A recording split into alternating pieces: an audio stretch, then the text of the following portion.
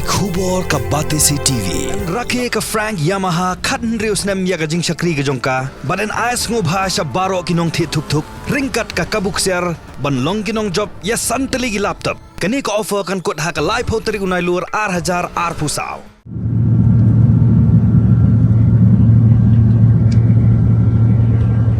मेघालय के इन मेघों के बीच आज जो ध्वजा हमने फहराई, अभी हमारे सहयोगियों ने हमको बताया जब हमने ये बात कही 21,000 मीटर की ऊंचाई पर, तो इन्होंने बताया कि हम लोग सब जगह पर जो ध्वजा फहरा रहे हैं उसकी डंडे की स्तंभ की ऊंचाई 25 फुट रखते हैं।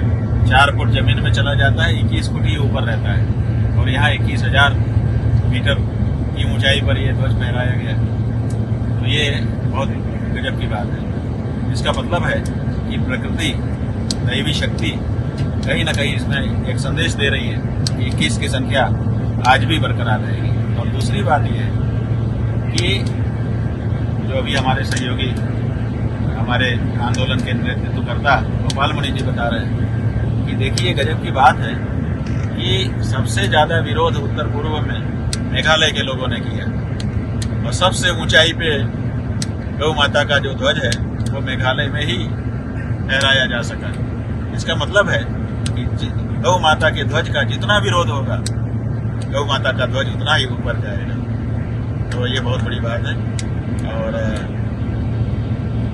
संकेत है, दैवी संकेत ऐसे ही होते हैं। सबका कल्याण।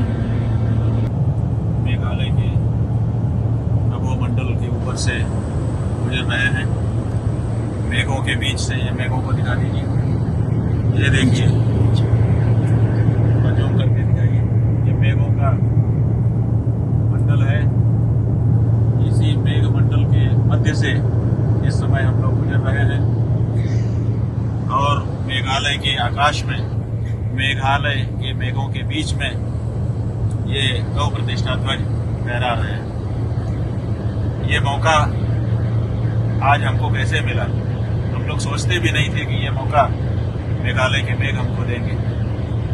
हम लोग तो मेघालय की धरती पर जाकर के गौ प्रतिष्ठा ध्वज को फहराना चाहते थे, लेकिन वहां पर कुछ लोग विरोध के लिए आ गए कि नहीं, आप यहाँ नहीं आ सकते और आकर के गौ प्रतिष्ठा ध्वज को नहीं फहरा सकते।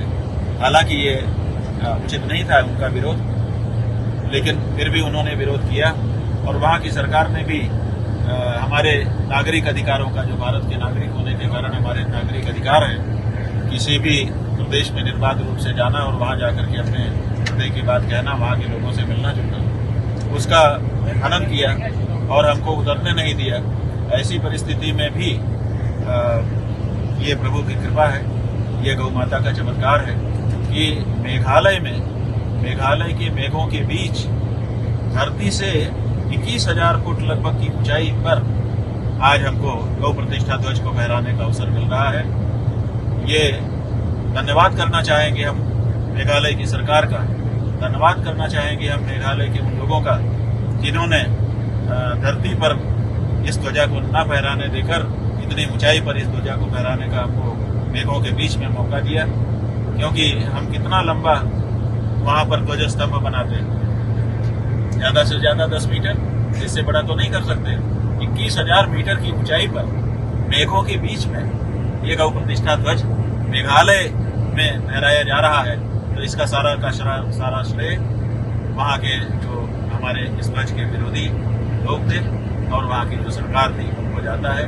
इसलिए हम इस अवसर पर उन सबका अभिनंदन करना चाहते हैं और कहना चाहते हैं कि हमको रोकिए मत, हम अपनी बात कहना चाहते हैं, बड़े प्रेम से आपके बीच में आकर के कहना चाहते हैं, हमको आने दीजिए और हमारी बात सुनिए, अपनी बात भी सुनाइए और हम लोग मिल करके कोई रास्ता निकालें ताकि ये जो खाई हम लोगों के बीच में खुदी हुई है ये समाप्त हो और हमारा और आपका हृदय एक बने, नेक बने और हम सब मिल करके अपने देश और अपने प्रदेश और अपने समाज की उन्नति कर सकें।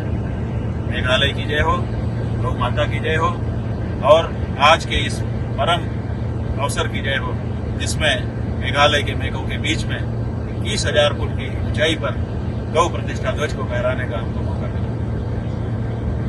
जय हो।